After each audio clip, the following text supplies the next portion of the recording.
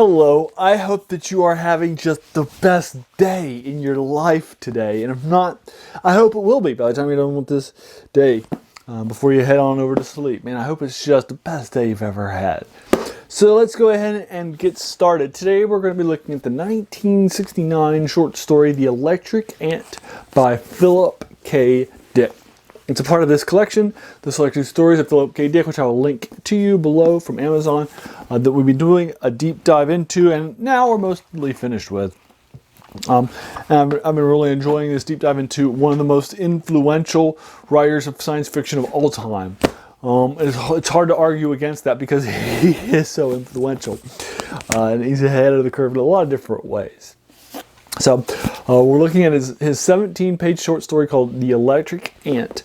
And The Electric Ant, I feel, has a great central premise. The central premise of this is that our primary point of view character is actually super secretly a robot that they call the Electric Ant.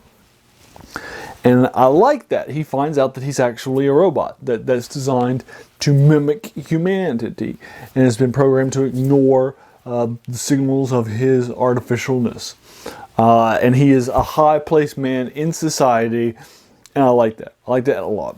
But the problem that I have with it is that while I like the concept of the film, the short story, it opens up with it. You find this out very, very quickly in the short story. It doesn't spend time building it up.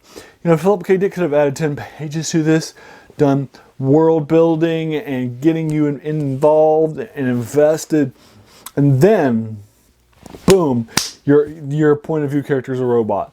And I feel like, you know, that would have made a better short story as a result. It reminds me of the movie The Truman Show.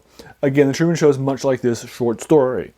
It has a great central concept, the idea that this guy's living his life, having fun, living his life, loving his loves, and enjoying things.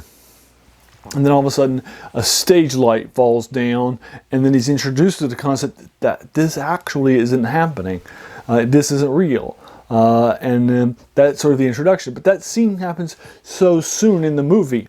If it had spent the first act building up the character, building up his friends, and then at the beginning of the second act, boom, you had the drop of the skylight down or something similar to that, I think the movie would have been more effective.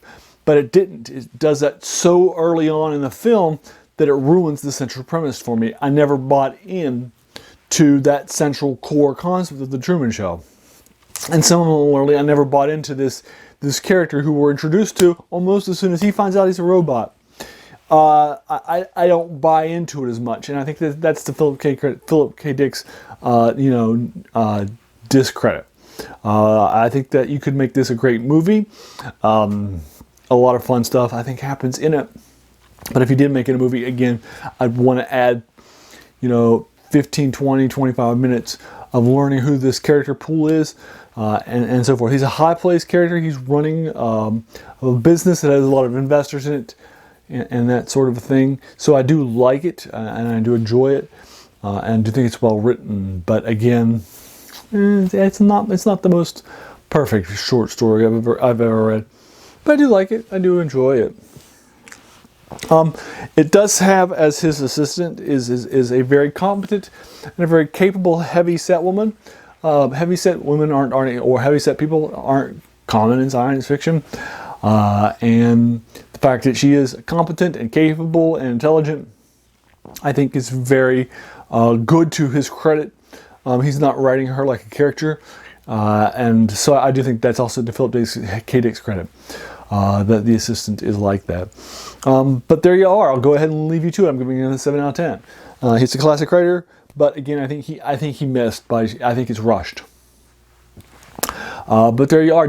Have you read the short story, The Electric Ant? It was turned into a comic book series for Marvel in 2010. So there is a miniseries out there you might have read, but then you didn't read the short story. Or vice versa, you might have read the short story and not the comic, or you may have read both. But have you read it? Are you familiar with the story? What did you think of it? Did you agree or disagree with my take on it? I would be more than happy to engage you with it further in the comments below. If you like this video, hey, why not hit that subscribe button? Because there's going to be a lot more of these to follow in fantasy, science fiction, and horror. And finally, hey, I just want to thank you for taking some time out of your day and investing it and watching my video. We all have so many things that are happening in our lives in our modern social media world. So the fact you spent this time with me is incredibly humbling, and I appreciate it a lot.